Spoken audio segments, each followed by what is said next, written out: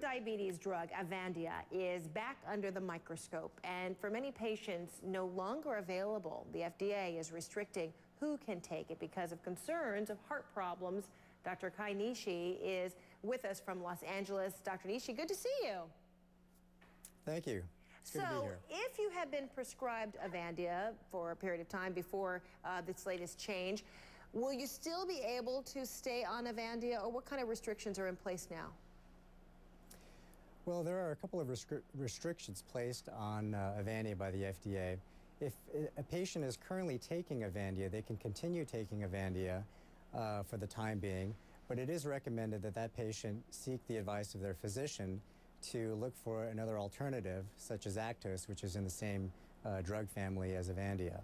Okay, and then, you know, Avandia apparently is not the only thing in question right now. Avastin, which is one used usually for cancer patients. What options do they have now?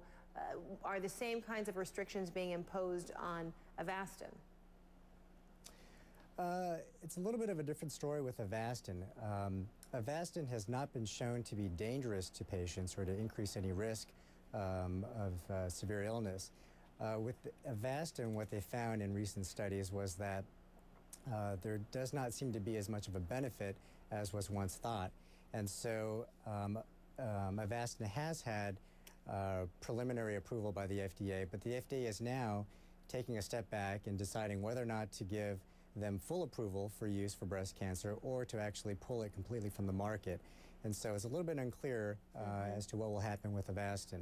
Okay, so now it brings into question for a lot of patients, you know, who are hearing from their doctors, you need to take this specific drug for this particular ailment. Then you take that prescription to your pharmacist, and either you're giving an option of brand name or generic, or sometimes it's just dispensed to you. What kind of power do you have as a patient to say, I want exactly what my doctor has given me, because there's a likelihood even that generic may not have the same strengths or benefits as that brand name, right?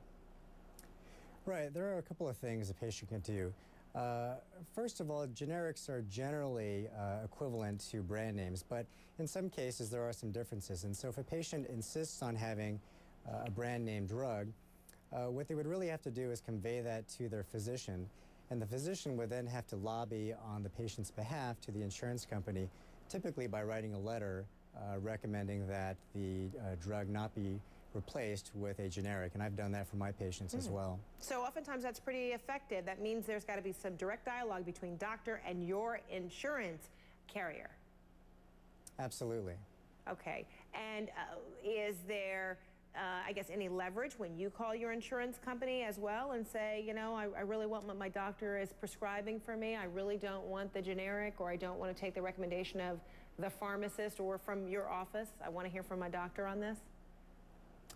Right. I think it helps tremendously when the physician advocates on the patient's behalf.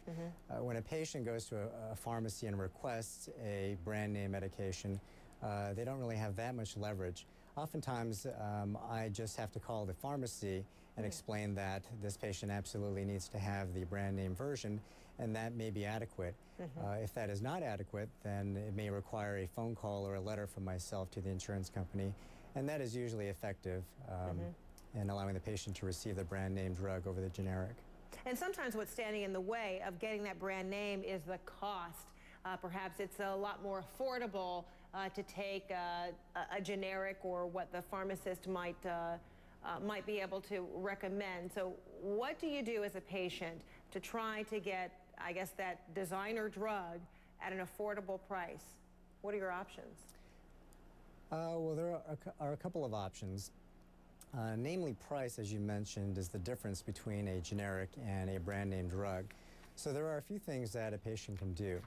The first thing actually would be to look for or request a generic form of the medication that has been prescribed to you, because that is often significantly less expensive than the brand name.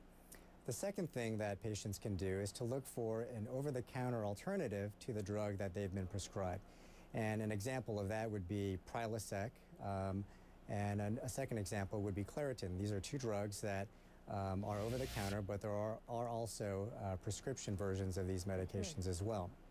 The third option would be for the patient to look to online pharmacies to purchase their prescription medications, and that can also be of a significant cost savings. You do have to be careful, though. You want to make sure that you're getting the correct medication. You want to make sure that the online pharmacy is accredited and certified, and that can be done by looking online. There are websites that will help to determine if an online pharmacy is accredited. And the last would be whether or not you need the medication immediately. If it's something that you need very quickly, you may not want to order it online because it can take a few days to even a few weeks to receive. So you just have to keep that in mind. Dr. Nishi, thanks so much for joining us from Los Angeles. Appreciate the tips. Great advice. Thank you very much for having me. Bye-bye. All right, the top 10 CNN heroes have now been chosen.